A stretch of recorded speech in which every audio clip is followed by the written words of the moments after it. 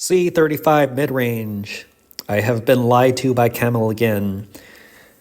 All right, here are some of the things I've noticed so far while testing C35 Midrange. And we have to look at what the Havoc Dominator, the T11 Stormtrooper, does. Every 3 attacks will cast Chain Lightning, dealing tons of damage up to 3 units, and prioritize attacking the enemy's back row within range. Damage can be stacked on a single target. So that means all 3 bombs can go on one target.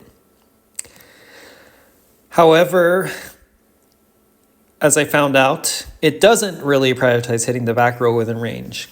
And this is the most important takeaway, since if it doesn't truly prioritize hitting the back row, there is very little reason to be a mid-range fighter in one-on-one matches, since you are at a huge disadvantage due to formations compared to a long-range player. And oftentimes, due to formations, the long-range player will start shooting your stormtroopers before it even starts shooting your zombies. And meanwhile, the long-range player gets to hide behind 2 rows of defense. So what does the stormtrooper actually do, you might be wondering? Well, what it actually does is it prioritizes allocating 1 bomb to each back row troop type that is still alive.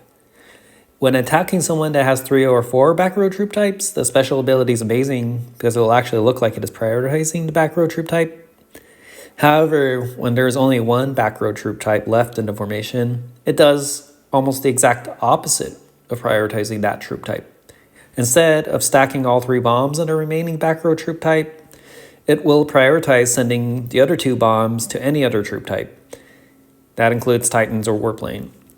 I think if you were to ask most people what should happen in a situation where there's only 1 back row troop type left, even though there are other troop types, after reading the Stormtrooper special ability, they would say that the Stormtrooper would throw all 3 bombs at that remaining back row troop type, or at the very least 2, and 1 bomb to something else, so at least the probability is greater than 50%, but that's not what happens. So I'm going to pause it here so you can see.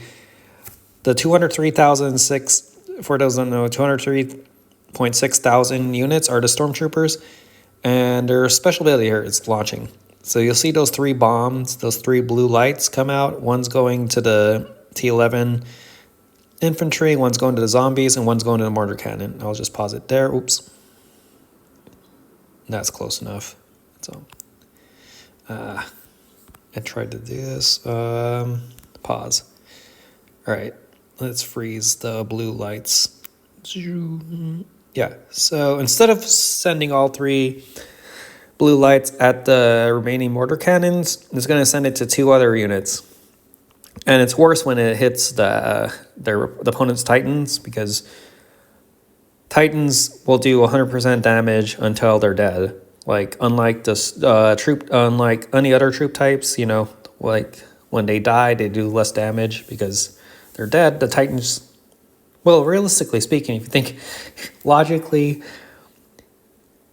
they should do less damage because they're hurt, right? But nope. So it's even worse when it hits their Titans or Warplane.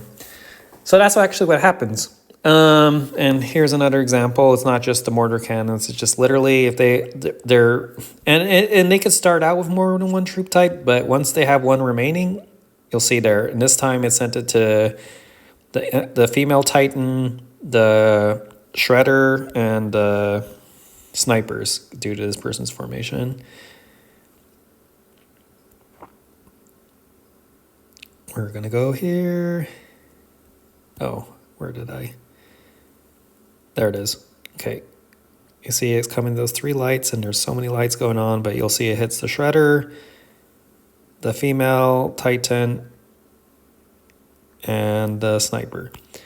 Only 1 bomb goes to the back row troop type when there's only 1 left. If there's 2 left, 2 will go to, yeah, it's basically 1 bomb per troop, the back row troop type left. This ends up not even being much better than, you know, a mortar cannon firing off at random. Oftentimes can hit just as much as a stormtrooper can. Yeah, so I'll make more videos, but I'm going to stop this one.